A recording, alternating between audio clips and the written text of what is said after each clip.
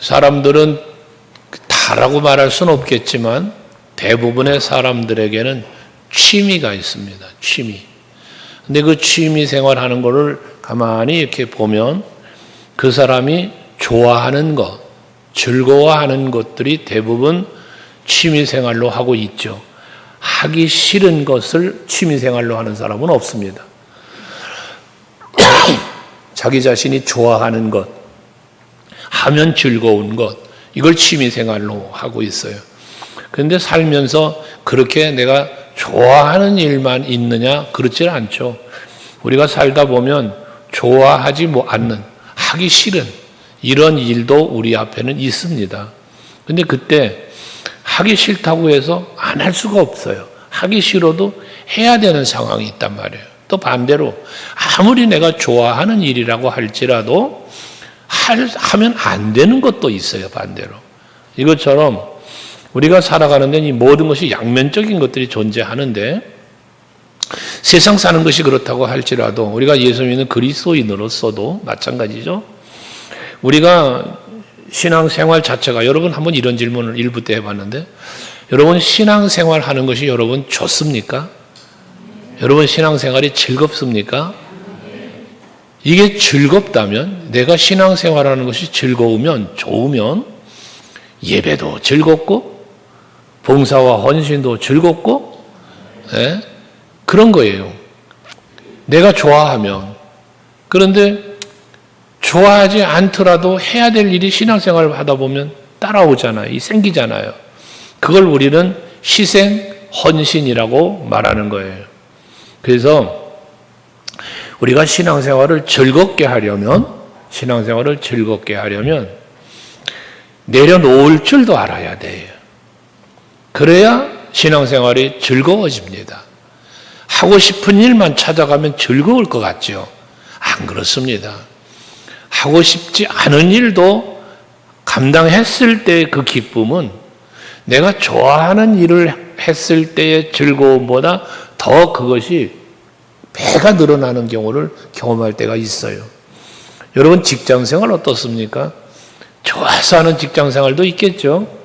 그러나 하기 싫어도 해야 되는, 어쩔 수 없어 하게 되는 직장생활도 있을 거예요. 세상사가 다 그렇습니다. 근데 우리 신앙생활도 마찬가지예요. 우리가 크게 나누어보면 하나님의 기쁨이 될 것이냐 나의 기쁨이 될 것이냐라는 문제를 놓고 대부분 영적으로냐 육체적으로냐예요. 성령의 이끄심으로냐 아니면 육신의 생각을 따라가느냐예요. 이 두 갈래 길에서 우리는 늘 갈등하며 사는 것이거든요. 그때 그 갈등 앞에 놓여 있을 때 우리들의 판단이 하나님의 판단을 따라가는 것, 하나님의 뜻을 따라가는 것, 이것이 하나님께 기쁨이요 영광이지만 그 하나님의 기쁨과 영광으로 끝나는가? 아니라는 거예요. 성경이 우리에게 주는 답은, 여러분들이 지금까지 신앙생활에 오면서 경험하신 것들을 더 종합해서 돌이켜보면 내가 원하는 일은 아니었지만 하나님이 원하시기에 감당함으로 헌신함으로 인하여 내가 누렸던 많은 은혜와 복이 있음을 우리는 부정할 수가 없습니다. 그래서 우리는 한때 한 3년여간 슬로건으로 현수막 걸어놓고 외쳤던, 구호로 외쳤던 말이 있죠. 내가 하나님의 일을 하면 하나님이 나의 일을 하신다. 아멘 되셔요? 내가 하나님을 기쁘시게 해드리면 하나님은 나를 기쁘시게 해주신다. 이것이 여러분의 믿음이 되고 경험이 되고 간증이 될 수 있기를 우리는 수없이 기도하며 지나왔습니다. 앞으로도 우리는 이 믿음을 가지고 살아야 할 것입니다. 그런데 우리는 기억해야 할 것은 무엇인가 하면 이렇게 하나님이 기뻐하시는 일, 그 일을 이루어가기 위해서는 내 자신이 내려놓아야 할 것들이 많더라는 거예요. 사도 바울 같은 경우는 다메섹 도상에서 예수를 만난 후에 그는 많은 걸 내려놓았어요. 그 내려놓음에 대하여 빌립보 3장에서는 배설물처럼 여기고 라는 말씀을 했습니다. 그는 자기의 자랑거리, 누릴 수 있는 누림, 이 모든 것들을 배설물처럼 여기며 내려놓았다는 거예요. 우리 찬송 부를 때에 주 예수보다 더 귀한 것은 없네. 이 찬송을 부를 때에 보면 이 세상 명예도 부귀도 행복도 주 예수와 바꿀 수가 없다. 그래서 나는 그 주 예수를 바라보며 살아가기에 이 세상의 자랑, 이 세상 즐거움 다 버리고 라는 그런 고백을 하잖아요. 여러분, 우리는 이 고백을 수없이 하지만 또 지나고 보면 다 내려놓은 것 같은데 다 내려놓지 못하여 또 무엇인가를 잡고 또 무엇인가를 추구하고 따라가며 살고 있는 우리의 모습을, 자신의 모습을 발견할 때도 있더라는 것이죠. 그래서 장로님들 늘 기도할 때마다 지난날의 잘못을 회개합니다 라며 꼭 고백하지 않습니까? 이건 누구나가 고백할 수밖에 없는 우리의 연약함입니다.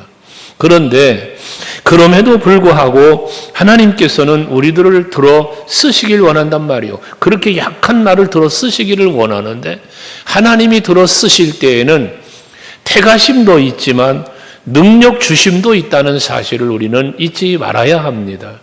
하나님의 일을 할 때에 내 능력으로 하면 못하는 게 많습니다.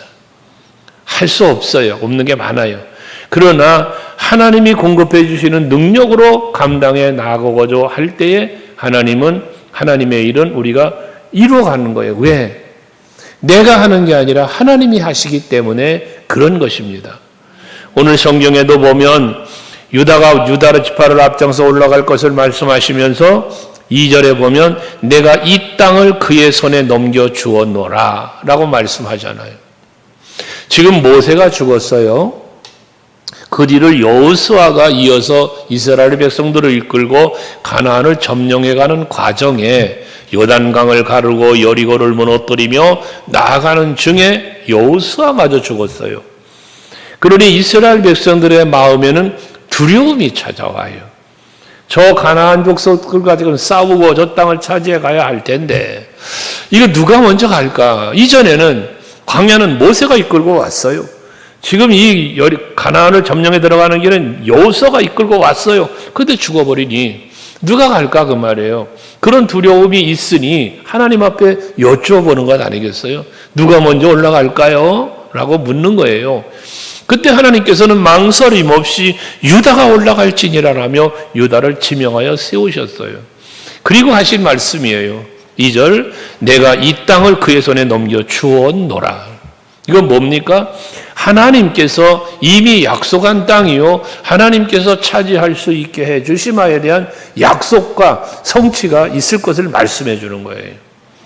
이것처럼 여러분, 우리가 주의 일을 할 때에 여러분에게 주의 일을 맡기실 때 하나님은 감당케 해 주신다. 이 믿음이 여러분에게 꼭 있어야 된다고 말이에요. 근데 이 믿음이 없으면 어떻게 돼? 난 못해요. 내가 누구간데 바로에게 갑니까? 모세처럼. 말할 수밖에 없는 거예요. 그런데 하나님이 함께 하시고 하나님이 도와주실 것을 믿는 사람은 그 믿음으로 가는 거예요. 하는 거예요. 근데 믿음이 없으니까 뭐라 그래? 나는 못한다. 왜? 피곤해요. 바빠요. 돈이 없어요. 뭐 등등. 자기의 연약함을 드러내면서 그래서 못한다는 거예요. 근데 여러분 목회를 하면서 가만히 이렇게 보면요. 시간이 없다는 분이, 바쁘다는 분이 보면 자기 볼 일은 다 보러 돌아다닙니다. 피곤하다는 분이, 몸은 약하다는 분이 자기 할 일 다 하고 돌아다닙니다. 돈 없다는 분이 자기 할 것 다 합니다. 이게 뭔 얘기를 하는 겁니까? 내 마음이 온전히 하나님의 뜻을 이루는 데에 앞장서 가지 못하고 있다는 이유인 것입니다. 여러분들, 하나님께서 우리를 사용하실 때 내가 앞장서는 사람이 되려고 하려면 우리는 개인적으로 희생과 헌신이 따라오지 않고는 그 하나님의 뜻을 이루어가는 자리에 세움을 입을 수는 있으나 쓰임받지는 못할 수 있다는 것입니다. 예수께서 십자가를 짊어지셔야 돼요. 그거 짊어지러 이 땅에 오신 분이세요. 그런데 그 고난을 생각하니 너무나 힘들어 이 잔을 피할 수 있으면 피하게 해달라는 기도를 예수님이 하셨어요. 예수님이. 여러분, 하물며 바울 같은 경우도 다메섹 도상에서 예수를 만난 후에 주어진 그 복음 전도의 사명을 감당하는 데 있어서 쉽게 사명 감당했을까요? 아니에요. 사도 바울도요, 심리적으로는요, 심령적으로는요, 로마서 7장에 말씀하는 것처럼 내게 두 개의 자아가 싸운대요. 이 싸움을 계속한 사람이 바울이에요. 자기가 날마다 죽는답니다. 다메섹 도상이면 주여, 주님이 나 때문에 십자가 지셨군요. 그런데 내가 모르고 이렇게 예수 믿고 따르는 자들을 내가 박해했군요. 나는 죄인입니다. 그런 고백을 하면서 나아가는데도 아직도 내가 살았어. 나 배설물처럼 모든 거 버렸는데도 아직도 남은 게 있어. 그러니 이것을 발견할 때마다 날마다 죽는다는 고백을 한 사람이 바울이에요. 하물며 오늘 우리들이 예수님처럼 바울처럼 싸워야 되지 않을까요? 우리가 감당할 수 있는 일들 그냥 감당하는 게 아니에요. 눈물로 기도하고 정말 여러분 나를 쳐 복종케 하는 마음으로 그 마음의 절제와 그 성령의 열매 중에 마지막 열매지만 이것이 이루어지지 않으면 하나님 앞에 택함을 입을 수 있다니까요. 세움을 입을 수는 있다니까요. 그러나 쓰임받지 못하는 자가 될 수 있고 쓰임받는 자가 될 수 있다는 겁니다. 오늘 이 시간 우리 예배하는 여러분 모두는 쓰임받는 성도가 될 수 있길 주의 이름으로 축원합니다. 묵묵히 모든 것 하나님께 맡기고 믿음으로 앞장서 나갈 때 그 믿음 무슨 믿음? 내가 하는 것이 아니라 하나님이 하신다. 앞에 말했죠. 2절에 내가 이 땅을 그의 손에 넘겨주었노라. 여러분들이 해야 할 일들 할 수 있도록 하나님이 다 만들어 주실 것을 약속하시는 거예요. 그러니까 우리가 항상 주님의 일을 감당하려고 할 때는 내 능력 보고 내 형편 내 사정을 보고 하려고 하지 말고 하나님이 원하시는 일이냐 기뻐하시는 일이냐 아니면 내가 원하는 일이냐를 분별할 수 있어야 된다고 말이요. 이 분별을 통하여 이 일은 하나님이 원하시는 일, 이 일은 하나님이 기뻐하는 일, 이것이 여러분의 믿음 안에 판단되어진다면 아멘 알겠습니다 하며 십자가 길을 걸어가신 예수님처럼 생명조차 귀한 것으로 여기지 아니하며 그 복음 전도자의 사명을 죽기까지 감당했던 바울처럼 우리도 이 시대에 하나님 앞에 쓰임받는 성도들이 될 수 있고 교회가 될 수 있다는 것이에요. 오늘 예배하는 여러분 모두가 그런 분들이 될 수 있길 주의 이름으로 축원합니다.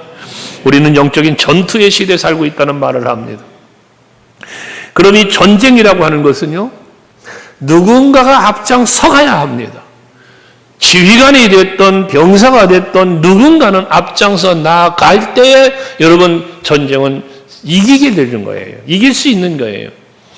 요단강이 갈라지는 것도 언약궤를 맨 제사장들이 발을 맵다 집어넣을 때 하나님 말씀 집어넣을 때 요단강이 갈라졌다는 것처럼 앞장서 나아가는 자가 있어야 된다고 말이에요. 우리 서강교회는 어떠한 죄의 일이 선포되어지고 감당해야 할 일들이 있을 때면 눈치 보고 앉아있는 게 아니라 내가 먼저 앞장설 수 있는 여러분들이 될 수 있기를 제 이름으로 축원합니다. 앞장설 수 있도록 성령은 감동하시고 능력도 주신다고 말이에요. 하고자 할 때 그런 여러분들이 되어셔야 하는데 그러기 위해서 뭐가 필요하냐? 오늘 유다 지파처럼 누가 먼저 올라갈까요? 물을 때 하나님이 망설임 없이 유다 지파 네가 먼저 올라가라고 말씀하는 것처럼 가장 먼저 태감을 입고 쓰임의 자리에 세움을 받을 수 있는 사람, 인정받는 사람이었다는 거예요. 하나님이 판단하실 때 12지파 중에 그래 유다 네가 내 마음에 맞다. 이렇게 인정받고 세움을 입고 쓰임받을 수 있는 우리 서강교회가 되자는 거예요. 여러분이 되자는 것입니다. 아멘. 인정받는 사람. 여러분 이스라엘 백성들이 출애굽을 해서 광야 40년을 살잖아요. 그때 보면 성막을 만들어서 성막이 그 이스라엘 백성들 진영 중에 중앙에 있고 행진의 대열이 그래요. 성막론 공부할 때 여러분들 그림으로 다 배우신 분들은 보았을 텐데 그래서 동서남북으로 세 지파씩 이렇게 나뉘어서 가요. 그때 맨 동쪽에 앞장서 나간 지파 중에 하나가 유다 지파예요. 근데 이게 하루 이틀이 아니고 40년을 앞장서 가는 거예요. 여러분, 광야 생활에 있어서 앞장서 갔다 뭐 옹기종기 여기저기 모여서 가는 대열이 아니에요, 여러분. 250만, 300만 되는 그 인구가 여러분 걸어간다고 60만 이상, 100만 여러분 간다고 생각을 해보세요. 그 어린아이까지 다 시끄러 끌고. 그럼 이 대열은 어마어마한 거예요. 근데 그 맨 앞장서 간다는 건 광야, 어떤 일이 벌어질지 몰라요. 그런데 앞장서 가는 거예요. 아말렉과의 전쟁도 있었던 것처럼 때로는 대적들이 나타날 수 있겠고요. 때로는 모래폭풍도 일어날 수 있어요. 제일 먼저 그거를 맞으면서 가는 거예요. 어떤 위험한 요소들이 생길 수 있어요. 그런데도 불구하고 가는 거예요. 40년 동안이나. 변함없이. 아유, 하나님, 모세, 왜 우리만 이렇게 맨날 앞장서 갑니까? 교대합시다. 안 했어요. 그냥 묵묵히 앞장서 간 거예요. 변함없는 여러분 헌신. 이것이 곧 하나님 앞에 인정받는 이유였던 것입니다. 여러분 신앙생활 하시면서요, 하나님과의 관계가 변질되지 않기를 원해요. 교회와 성도와의 관계에 변함이 없어야 됩니다.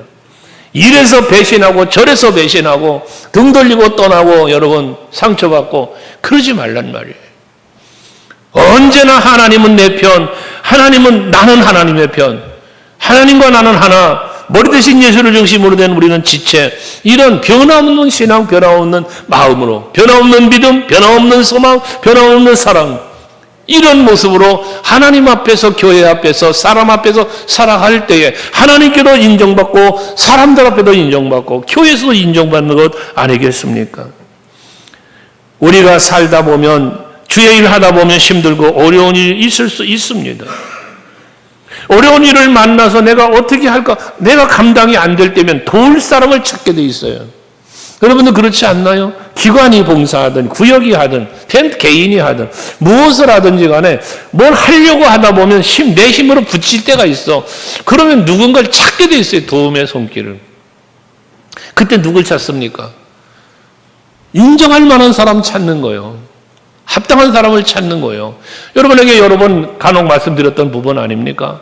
제가 목회자로서 뭔가 해야 할 일이 있어. 이 일을 해야 되겠는데 이게 누구를 맡기면 좋을까? 이걸 누구에게 맡기면 좋을까? 그래서 생각할 때 아무개 하고 생각나는 인물이 있지 않겠습니까? 무슨 일을 해야 할 때 이 일은 아무개한테 맡기면 좋겠구나 떠오르는 인물이 있단 말이지. 인정받는 사람인 거예요. 1부 때도 그 얘기했습니다만 오르간 연주가 필요한데 제가 여러분 오르간 연주가 필요한데 박수수 권사님 오르간 좀 치시지 하겠느냐고. 왜 안 맡겨? 지가 한 번도 안 맡겼잖아. 왜? 권사님은 찬양은 하지만 오르간은 연주하는 걸 못하는 걸 내가 알아. 그러면 연주자 누구 찾아? 해리. 맡기는 거야. 왜? 아니까, 인정하니까. 그렇지 않겠습니까? 여러분 주방에 가서 음식을 좀 준비해야 될 것 같은데 여러분 음식 준비하는데 제가 누구를 시키겠어? 하이야, 네가 가서 점심 좀 준비해. 말이 안 되잖아요. 할 만한 사람은 그때는 이제 박수 줄까? 가서 식사 좀 준비해. 이게 되는 거야. 왜? 할 수 있으니까. 인정받는다는 겁니다. 그런데 그렇게 이 사람은 할 수 있겠다 하면서도 또 이런 거 있잖아요. 마음 편안하게 맡길 수 있는 사람이 있는가 하면 왠지 맡기게 마음이 불편해. 이런 경우도 있잖아요. 근데 오늘 하나님 뭐해? 누가 올라갈 거? 유다. 바로 유다가 나올 수 있었다는 것은 그만큼 하나님께서는 유다 지파에 대한 신뢰가 있었고 인정하는 지파였다는 이야기 아니겠습니까? 우리 소강교회가 그런 교회 되고 여러분이 그런 성도가 될 수 있길 축복해요. 사울 왕이 하나님의 말씀에 불순종을 해요. 아말렉을 진멸하라고 그랬는데 내가 진멸하라고 살찐 짐승을 보니까 이거 아까워. 그 짐승을 데리고 왔잖아요. 사무엘을 통해서 하나님이 야단치지 않습니까? 그랬더니 회개도 안 하고 또 자기가 학년에 백성들이 됐다고 죄를 전가시키면서 그랬던 사울왕. 하나님 앞에 불순종한 그를 하나님은 버렸다고 그러잖아요. 버려. 다시 다른 왕을 찾아 세우는데 그게 다윗이었지 않았습니까? 여러분 다윗을 찾아 세울 때 어떻게 세워요? 이세 아들들 중에서 여러분 골라 세우는데 7 아들들 다 내놓는데 아니다 그러더니 마지막 아들 하나 데려와 봐라 하니까 다윗이 오는데 하나님이 그러잖아. 이가 크니. 그러는 거예요. 하나님의 마음에 하나님이 찾는 사람이 다윗이었다는 거예요. 그에게 기름을 부으라고 사무엘에게 말하고 그를 기름 부어 왕으로 세우신 거 아닙니까? 이 사건에 대해서 사도행전 13장에 보면 22절에서 이 다윗을 기름 부어 세움에 대한 말씀을 그렇게 표현하고 있어요. 같이 읽어볼래요? 시작. 패하시고, 여 패하시고는 뭐냐면 사울왕을 패한 걸 말하는 거예요. 그 다음 시작. 다윗을 왕으로 세우시고 증언하며 이르시되 내가 이새의 아들 다윗을 만나니 내 마음에 맞는 사람이라 내 뜻을 다 이루리라 하시더니. 할렐루야. 여러분 하나님이 다윗을 보니 와, 이 내 마음에 맞는 사람이구나. 사무엘아 기름 부어라. 왕으로 세우신 거예요. 오늘 예배하는 여러분들을 하나님이 보시면서 지금 이 시대에 하나님께서 뭔가 이루실 일이 있어. 내가 이 일을 누구에게 맡길까? 한번 찾아봐라. 하나님께서 저에게 시켰어. 그래서 내가 찾아보는 중에 있어. 그랬더니 하나님이 내게 그래. 이 목사야, 아무개에게 맡겨라. 내 마음에 맞는 사람이구나. 할 수 있잖아. 그런 일이 있을 수 있지 않겠습니까? 여러분, 그러니까 그런 일이 수시로 생길 수 있으니 저를 찾아와서 목사님, 혹시 하나님이 저를 찾지 않으시던가요? 가끔 물어봐요. 전화라도 하고 문자라도 해요. 목사님 혹시 하나님이 저를 쓰시겠다고 안 합니까? 그러면 제가 물어볼게 하나님 앞에. 쓰실란가? 그러면 쓰시겠다면 아멘하고 쓰임 받으면 되는 거예요. 장로님 아까 기도하셨지만 어떠한 말씀이 선포되든 아멘으로 받고 순종해서 100배의 결실을 맺을 수 있는 그러한 삶을 신앙생활 할 수 있게 해달라는 기도를 늘 하잖아. 우리 양 장로님 그런 기도를 하는데 여러분 그렇습니다. 무엇인가 해야 할 일이 있어 하나님께서는. 그런데 다만 나를 안 부르셨을 뿐 하나님은 계속 일하고 계시는 거야. 여러분 목회자로서 이걸 말씀드리잖아. 여러분들이 알지 못하는 일이 교회 안에 수많은 일이 진행되어져 가요. 엄청난 일들이 교회 안에도 이루어져 가고 있어요. 그런데 그런 일이 이루어지고 있다는 사실조차 모르고 신앙생활하는 사람이 있는가 하면 그 되어지는 일들 가운데 뽑혀 세움 있고 쓰임받는 인물들도 있더라는 거죠. 그게 누구냐? 그게 누구냐? 이사야서 6장 8절을 한번 읽어볼 이유가 있습니다. 이사야서 6장 8절 같이 있습니다. 시작. 내가 또 주의 목소리를 들으니 주께서 이르시되 내가 누구를 보내며 누가 우리를 위하여 갈고 하시니 그때에 내가 이르되 내가 여기 있나이다 나를 보내소서 하였더니. 여러분 이사야 선지자의 이야기입니다. 이사야 선지자가 들으니까 하나님이 말씀을 하시다는 거예요. 이 추수할 것은 많은데 추수할 일꾼이 없다는 거예요. 추수할 것 많은데 일꾼이 없대. 이 누구를 보낼까? 누구를 보낼까? 하나님께서 찾으시더라는 거예요. 그때 그 하나님의 말씀을 듣던 이사야 선지자 말씀하기를 주여 내가 이르되 그러잖아. 그때 내가 하나님이 찾은 그때 내가 이르되 내가 여기 있나이다. 내가 여기 있나이다. 나를 보내서 나를 써주소서. 할렐루야. 여러분 이와 같은 여러분이 되시자는 거예요. 이게 앞장서는 거예요. 이게. 그래서 무엇이든지 교회적으로나 하나님의 뜻을 이루어가는 데 있어서 해야 할 일을 찾아다니는 여러분 되셔야 하고, 찾았다면 이 일은 내가 해야 할 일이구나라는 내가 할 일로 또한 깨달으며 하나님 날 써주세요. 내게 능력 주세요. 내게 복 주세요. 내가 감당하게 해주세요. 라며 하나님을 앞에 구하는 여러분들이 될 수 있길 바랍니다. 그러면 할 수 있도록 은혜와 능력을 주시는 분이 하나님이시다는 거예요. 사도행전 6장 3절 말씀에 보면 사도들이 7 집사님을 택하여 세우잖아요. 기도하며 말씀 전하는 일에 전념하기 위해 구제하며 봉사하는 일을 집사님들을 세우는 거예요. 뽑아 세우는 거예요. 근데 그 뽑아 세울 때 어떤 분을 뽑아 세웁니까? 말씀 가운데 보면 성령과 지혜가 충만하여 칭찬받는 사람 7을 택하라고 그랬어요. 3가지가 나오잖아요. 성령이 충만한 사람, 지혜가 충만한 사람, 칭찬받는 사람. 이 칭찬받는다는 건 인정받는 걸 말하는 거예요. 이 세 가지 조건을 갖춘 사람을 뽑아서 일곱 집사로 세웠던 거예요. 초대교회에. 오늘 우리 서강교회에도 장로님들이 그렇게 뽑혀 세워졌고 안수 집사님들, 권사님들이 그렇게 뽑혀 세워진 거예요. 여기 찬양단 뽑혀서 세워진 거예요. 구역장님들, 기관장님들, 교사들 다 뽑혀서 세워진 거예요. 그렇게 쓰임받을 수 있다는 것, 그것은 무엇입니까? 하나님께 인정받았다는 증거요. 교회 앞에서 성도들에게, 목회자에게 인정받았다는 증거 아니겠습니까? 옆 사람을 들어 한번 축복해 주세요. 인정받으신 걸 축하합니다. 예. 인정받는 거로 끝나면 안 되고 쓰임받아야 돼요. 쓰임받아야. 할렐루야. 오늘 이 아침에 예배하는 여러분들 모두가 다 그렇게 쓰임받는 성도들 되시기 바랍니다. 따라합시다. 하나님의 일에는 공짜가 없습니다. 그렇습니다. 하나님의 일에 공짜가 없어요. 크리스탈 처치의 저 목사님께서 그런 말씀했어요. 옛날에 제가 미국 공부할 때 그 예배 드리러 갔더니 그 말씀을. 하나님 앞에 기도하는 건 공짜가 없습니다.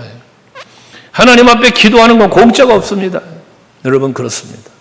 로버트 슐러 목사님의 말씀이었는데, 여러분들이 하나님 앞에 기도하는 게 왜 공짜가 없냐? 반드시 응답받는다는 거예요. 내가 하나님의 일을 했어요. 하나님 나의 일 해주시는 거예요. 하나님 앞에 공짜 없습니다. 믿으십니까? 이게 하나님의 축복의 원리라는 게 그 말씀 아닙니까? 한번 봅시다. 따라합시다. 믿음대로 될지어다. 심은 대로 거두리라. 행한 대로 갚으리라. 이 하나님 축복의 약속이며 이게 원칙이에요. 원칙. 이 원칙을 벗어난 축복 없어요. 여러분이 믿음대로 되게 하시는 분이 하나님이요. 심은 대로 거두게 하시는 분이 하나님이요. 행한 대로 갚으시는 분이 하나님이세요. 이게 약속이에요. 약속. 성경이 우리에게 그걸 교훈하고 있어요. 오늘 이 아침 예배하는 여러분들이 이 세 가지의 믿음을 확실하게 가지시고 주의 일에 앞장서는 계시기를 여러분 축원합니다. 이처럼 인정받는 사람이 쓰임받는가 하면 또 하나는 뭐냐? 순종하는 사람이에요. 순종하는 사람. 아무리 택하여 유다 지파가 올라가거라 했다고 해도 유다 지파가 난 못 가요. 내가 누구간데 갑니까? 만일 모세야, 네가 애굽에 가서 우리 택한 백성들 이끌어 나와라. 내가 누구간데 갑니까? 발버둥 치고 안 간다면 안 되는 거죠. 여러분 안 되는 거죠. 비유했지만 예수님이 겟세마네 동산에서 이 잔을 피할 수 있으면 피하게 해주시옵소서 라고 기도만 하고 앉아있다면 십자가 누가 저러 갑니까?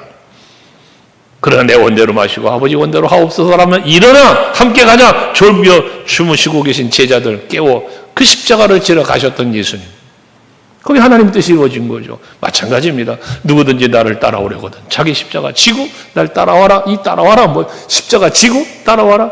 자기 부인하고 이 일을 내가 해야 되는 거예요. 자기 부인 내가 해야 돼. 자기 십자가 치는 거 내가 해야 돼. 따라와라. 내가 따라가야 되는 거예요. 근데 우리는 내가 가야 해요. 내가 일어서야 하고 내가 가야 하고 내가 행해야 되는 이 부분에 대해서 우리는 내려놓고 있는 부분이 많다는 거예요. 왜? 앞에 말했지. 무엇 때문에 잡고 있는 무엇 때문에 이 잡고 있는 것 때문에 주님의 손 못 잡고 잡고 있는 다른 무엇인가 때문에 주의 일을 붙잡지 못하는 이 쓰임 못지 못하는 이유란 말이죠. 순종하는 성도가 되셔야 돼요. 하나님은 순종을 기뻐하신다고 그랬어요. 수양의 기름보다 순종하는 것이 낫다잖아요. 순종할 때 하나님 기뻐하시고 순종하는 자에게 하나님은 복을 주시는데 어떤 사람이 순종하느냐? 하나님 앞에 순종하는 사람 두 부류의 사람을 여러분에게 늘 말했지. 첫째 부류 믿음의 사람. 하나님의 말씀을 믿고 언약을 믿고 그 능력을 믿고 그 사랑을 믿을 때 믿음으로 순종하는 거예요. 이 약속의 말씀을 믿을 때 믿음대로 사는 거예요. 그게 순종이요. 다윗의 믿음, 아브라함의 믿음 말하자. 아브라함이 그 믿음 때문에 본토 친척 아버지 집을 떠나는 거예요. 이스마엘 내쫓는 거예요. 이삭 번제로 드리는 거예요. 무엇 때문에? 믿음으로. 그래서 시보리 기자나 로마서에서 사도 바울을 통하여 말씀하시는 게 뭡니까? 하나님? 아브라함은요, 죽은 자도 살리실 줄 믿고 이삭을 제물로 드렸다는 거야. 네? 이게 믿음이에요. 믿음의 순종. 이게 믿음의 사람이 순종하는 것이거든요. 다윗 같은 경우는요, 전쟁을 할 때요, 블레셋과의 전쟁 사무엘하 5장에 잘 나타나 있는데, 거기 보면 블레셋이 쳐들어왔어요. 근데 19절에 보면 다윗이 하나님 앞에 기도를 합니다. 기도하기를, 저 블레셋이 쳐들어왔는데요, 하나님, 내가 저 블레셋과 싸우러 올라갈까요? 하고 하나님 앞에 물어요. 하나님께서 저들 내 손에 붙여주실 겁니까? 묻는 거예요, 하나님 앞에.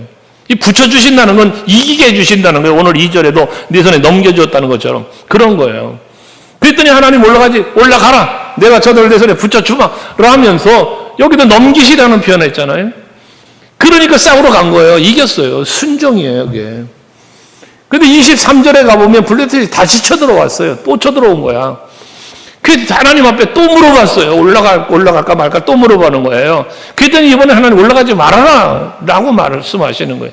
그런데 25절에 보면 다윗이 여호와의 말씀대로 순종을 했다는 거예요. 그랬더니 전쟁은 승리를 하는 거예요. 순종하는 사람. 이 사람 순종하는 사람을 하나님이 기뻐하시는 거죠. 여러분, 기도원의 300용사, 말도 안 되는 전쟁을 하나님 말씀하시잖아요. 32,000명을 다 데리고 가도 현찮아. 왜? 적군이 135,000이라고 하는 미디안 연합군이 지금 쳐들어와 있어요. 전쟁하려고. 그런데 32,000명을 다 데리고 가도 1대5의 싸움인데 300명만 데리고 나가 싸우래요. 어떻게 그 전쟁을 할 수 있습니까? 그런데 기도원과 300용사는 그 말씀에 순종하여 싸우러 가지 않습니까? 전쟁 승리한 거예요. 순종할 때 기적이 일어나야 역사가 일어나는 것입니다. 유다 지파가 앞장서 가죠. 날마다 승리하게 하시는데 어떻게 승리하게 했어요? 출애굽기 23장에서 약속하시고 신명기 1장에 약속하신 말씀처럼 내가 저들보다 앞서가시겠다고 그러잖아요. 하나님이 앞서가신다. 하나님이 앞에 가신대. 내가 저희들의 대적을 위해 내가 싸우겠다는 거예요. 하나님이 싸워주신대. 그러니까 이기게 해주신단 말이에요. 이게 순종하며 나아갈 때 이기게 해주시고 형통하게 해주시고 번성하게 해주시고 할렐루야. 순종하는 여러분 되셔야 된다는 거예요. 그래서 왜 이건 꼭 해야 되느냐? 왜 이렇게 합니까? 왜 저렇게 합니까? 내 생각에는요. 여러분, 이거는요 불평이에요. 불순종입니다. 또 한 사람, 겸손한 사람이 순종하는 거예요. 겸손한 사람이. 여러분, 교만한 사람은 절대 순종이 안 됩니다. 내 생각이 가득 차 있기 때문에 그래요. 자기 교만에 빠져 있으니까 순종이 안 돼요. 순종은 겸손한 사람이 하는 겁니다. 그래서 하나님은 겸손한 자를 들어서 복을 주시고 은혜 주시고 강건케 하시며 하나님의 일을 이루시는 거예요. 예수님이 왜 나는 오냐고 겸손하니 내게로 와서 배우라고 말합니까? 온유한 자에게 겸손한 자에게 하나님의 능력이 임하니까. 오늘 예배하는 여러분들이 그런 성도들 되시기를 바랍니다. 잠언 29장 23절 말씀을 한번 읽어볼까요? 다 같이 시작. 사람이 교만하면 낮아지게 되겠고 마음이 겸손하면 영예를 얻으리라. 그렇습니다.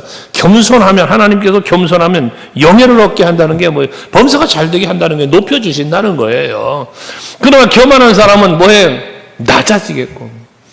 내가 높아지려고 길을 써도요, 하나님이 짓밟아 버리면 낮아지는 거예요. 내가 낮아지고 겸손해지려고 해도 하나님이 높여주시면 높아지는 거예요. 이게 다윗이었어요. 오늘 예배하는 여러분이 그런 성도들 될 수 있기를 바랍니다. 하나님은 우리 삶의 주관자십니다. 내 생사와 복을 주관하시는 분이 하나님이십니다. 믿으십니까, 여러분? 하나님은 내 삶의 주인이세요. 내 모든 삶의 모든 것들을 주관하시는 이가 하나님이에요. 내가 사느냐 죽느냐 흥하느냐 망하느냐 전부 하나님의 주권에 있다는 사실을 인정할 수 있는 믿음이 되셔야 돼요. 근데 이것을 인정하지 않는 사람은 어떻게 삽니까? 내가 무엇인가를 해보려고 발버둥을 칩니다. 내가 뭘 해보려고 내 힘으로 내 지혜로. 그러나 하나님을 찾고 하나님을 의지하는 사람은 하나님이 되게 하실 때 놀라운 역사는 일어나는 것입니다. 우리 서강교회가 지금까지 그렇게 왔고 앞으로도 그렇게 갈 것입니다. 우리 교회는 하나님의 거룩하신 뜻을 이루어가는 교회. 그 뜻을 이루고 하자 순종하며 나아갈 때 되어지게, 지금까지 되어지게 하신 하나님이 앞으로도 되어지게 해 주실 거고요. 그 일을 이루어 나아가는데 여러분들이 함께 할 수 있는 여러분 되셔야 해요. 그래서 3절을 말하는 거예요. 마지막 3절에 보시면 유다가 그의 형제 시므온에게 이르기를, 지금 유다야 앞서가거라 하고 하나님께 지시를 받은 거야. 근데 그가 시므온에게 제시를 해요. 야 시므온아, 너 우리 함께 가자. 손을 내밀고 함께 하자고 할 때 시므온이 어떻게 됐어? 3절 마지막에 보니 이에 시므온이 그와 함께 가니라 합니다. 유다 지파가 앞장서 갈 때 시므온에게 손을 내밀니 시므온이 그 손을 잡고 함께 갔다는 이야기예요. 협력하는 곳에 하나님의 역사가 일어납니다. 여러분, 우리 서강교회는 온 성도가 협력하는 교회가 되기를 원하는 거예요. 각 기관이 협력하고 구역이 협력하고 여러분 각각 개개인이 협력하고 그런 여러분들이 되시자는 것이죠. 근데 여기서 한 가지 생각할 수 있는 것은 이런 거예요. 여러분들이 무슨 일을 하고자 할 때, 앞에도 뭐 제가 교회적으로 해야 될 일이 있을 때 말씀드렸지만 누군가에게 손을 내밀 수 있잖아. 여러분에게 광고하듯이 뭔가 손을 내미는 거야. 그때 손을 내밀 수 있는 대상이 있는 여러분들이 되셔야 돼요. 먼저 여러분들이 뭔가 주의 일을 하려고 할 때에, 여러분 뭐 주의 일도 그렇고 여러분 개인 인생사도 그렇습니다. 뭔가 내심에 부딪혀. 그래서 뭔가 함께 했으면 좋겠어. 누군가의 도움이 필요해. 그때 손 내밀 수 있는 사람이 되라 그 말이에요. 사람이 되어 있기를 바란다 그 말이에요. 여러분 앞뒤 좌우를 한번 살펴보세요. 여러분 힘들 때 마음 놓고 손 내밀 수 있는 분이 옆에 계십니까? 아멘 소리가 잘 안 들려. 그냥 앉아 있을 뿐이지, 뭔가 내가 힘들 때 다가가, 야 유다 지파가 시므온에게, 야 시므온아, 여러분 12지파라니까요. 12지파인데 그 중에 시므온 지파에게 얘기했다는 건 유다의 지파 입장에서는 시므온 지파에게 넉넉히 말할 수 있는, 제안할 수 있는 관계가 있었다는 거예요. 이 얘기를 하는 거예요. 여러분이 누군가에게 손 내밀어 나와 함께 합시다. 내가 이 일을 지금 하려고 하는데 내 마음에 이런 감동이 오는데 함께 합시다 라고 말할 수 있는, 넉넉히 편하게 말할 수 있는 그런 대상이 여러분에게 있느냐는 질문을 하는 거예요. 교회 안에 그런 분이 계세요? 여러분 기관 안에, 구역 안에 뿐만 아니라 모든 성도 중에 있느냐고 말이에요. 이게 있는 사람 행복한 사람이요. 손 내밀 수 있는 사람이 있는 사람, 행복한 사람이요. 반대로 누군가가 나에게 손 내밀 수 있는 사람이 나여야 한다는 거예요. 아무도 나에게 다가와 장로님 저와 함께 좀, 집사님 나와 함께, 권사님 나와 함께 하고 여러분에게 다가와 손 내미는 사람이 지금까지 아무도 없었다면 여러분들의 신앙생활은 조금 이상하게 한 거예요. 누구든지 다가와 내게 와 손 내밀 수 있는 그러한 나를 나와 거리감 두는 게 아니야. 나와 어색한 관계가 아니야. 언제든지 누구든지 와서 내게 손 내밀 수 있는 그러한 여러분 그런 성도가 되보시자는 거지. 그래서 제가 우리 아버님께 늘 어렸을 때 교훈받았던 이야기를 여러분에게 자주 하지만, 내가 좋아하는 사람만 찾지 말고 내가 좋은 사람이 되려고 노력하자. 응? 내가 좋은 사람이 되려고, 좋은 친구 사귀려고 하지 말고 좋은 사람이 되보려고 노력하자는 이야기예요. 제가 간혹 비유로 말하잖아요. 점심 식사 시간에 밥 먹다 보면 여러분들이 식당 음식 챙겨가지고 자리 가서 앉는 모습을 제가 보잖아요. 제 자리에서 이렇게 보잖아요. 간혹 보면 가끔 혼자 웃을 때가 있습니다. 여러분들 오늘 한번 가만히 생각해 보시고 또 한번 보세요. 음식을 식판에 다 담으신, 접시에 담으신 분이 다 담고 나면요, 그냥 쪼르르 가는 분들이 거의 없습니다. 대부분이 음식을 다 담으면 마지막 자리에서 음식 다 담은 다음에 딱 돌아서서 싹 훑어봅니다. 여러분들도 그러셨을 거예요. 제가 자주 보는 모습이니까 싹 훑어보다가 저기 하고 내 마음에 드는 사람 곁을 찾아갑니다. 제 곁으로 오는 사람은 없었고 장로님들만 오신. 근데 여러분 이게 뭡니까? 내 마음에 드는 사람이요. 요건 누구나가 하는 행동이야. 이걸 바꿔보자는 얘기야. 바꿔보자. 딱 둘러보니까 아무도 함께하는 이가 없어. 왠지 소외된 것 같아. 그래, 내가 저분에게 다가가 보자. 한 사람이라도 아멘을 해야 되잖아. 이런 변화, 이런 거, 이걸 말하는 거예요. 유다가 시므온과 같이 가자라고 할 수 있는 시므온이 된 것도 중요하지만, 여러분, 내민 것 중요하지만, 시므온이 그런 대상이 되었다는 거, 이걸 말하는 거예요. 이걸 우리 소강교회는 언제나 합력과 선을 이루는 성도들이 될 수 있길 바랍니다. 기쁨은 함께하면 배가 되고 슬픔은 함께하면 절반으로 줄어든다는 말이 있지 않습니까? 마찬가지입니다. 주의 일도 그런 겁니다. 백지장도 맞들면 낫다는 속담이 있는 것처럼 우리가 주의 일을 할 때도 나 홀로보다는 누군가와 함께하는 게 힘이 나지 않겠습니까? 여러분들 모두가 다 그런 성도들이 될 수 있길 바라는 거예요. 하나님도 모든 것을 합력하여 선을 이루신다 그랬어. 모든 걸 합력하여 하나 되길 원하시는 하나님을 말씀을 말하는 겁니다. 신앙생활은 혼자 하는 게 아니잖아요. 혼자 믿음 지키고 혼자 기도하고 혼자 봉사하고 하나님은 그걸 기뻐하지 않기 때문에 교회라는 걸 세우셔서 이 머리 대신 예수를 중심으로 주 안에서 온 성도가 하나 되게 하신 거예요. 사도 바울도요, 위대한 사명자였지만 그의 곁에도 동역자들이 있었습니다. 함께 협력하는 무리들이 있었어요. 로마서 16장에 보면 거기 함께 했던 사람들의 이름을 거론하며 이런 사람들을 알아주라고 그러잖아요. 제일 먼저 기록한 사람이 로마서 16장 1절 2절에 보면 베베자매를 말해요. 갱그라 교회의 베베자매를 말합니다. 그 베베자매 말하면서 2절에 보면 그는 나의 보호자였다고 말을 합니다.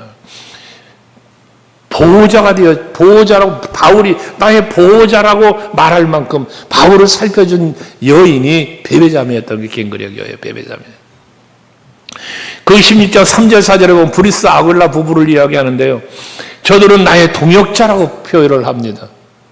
그 브리스가 아굴라 천막 깁는 일을 같은 업종에서 일했던 사람들이라고 그러잖아요.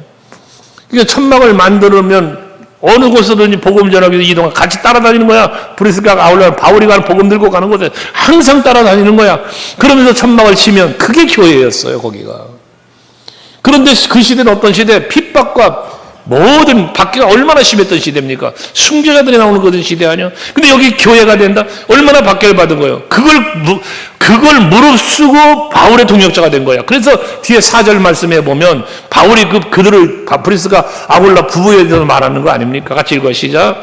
그들은 내 목숨을 위하여 자기들의 목까지도 내놓았나니 나뿐 아니라 이방인의 모든 교회도 그들에게 감사한다. 이방인의 모든 교회 왜 바울이 복음 들고 가는 곳마다 그들이 천막 치고 거기가 교회가 됐다니까요. 근데 시대가 어떤 시대? 예수 믿는 사람 박해받는 시대, 죽임을 당하는 시대. 그러니까 자기 목숨 내놓고 이렇게 동역자의 길을 걸어갔던 사람들이라고 말씀하고 있는 것입니다.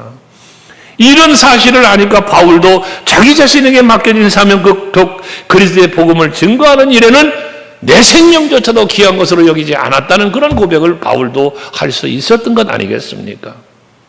사랑하는 성도 여러분, 이제 우리 앞에 놓여 있는 여러 가지 일들이 있습니다. 개인적으로 또는 우리가 교회적으로 또는 기관별로 구역별로 감당해야 할 일들이 있을 때에 그건 네 일이니까라고 그냥 바라보는 여러분 되지 말고 내가 뭐 도울 건 없을까? 내가 뭐 함께 할 건 없을까를 헤아려 보면서 마음을 같이 하고 뜻을 같이 하고 힘을 같이 하면서 그리스도의 몸된 교회를 섬겨 하나님의 거룩한 뜻을 이루어가는 우리 교회가 되고 우리 성도들이 될 수 있기를 제 이름으로 축원합니다. 할렐루야. 그래서 궁극적으로는 이 모든 것은 하나님께 쓰임받는 것이라는 사실, 하나님 앞에 쓰임을 받는다는 것, 이것이 복되다는 사실을 꼭 잊지 마시기를 바랍니다. 기도하겠습니다.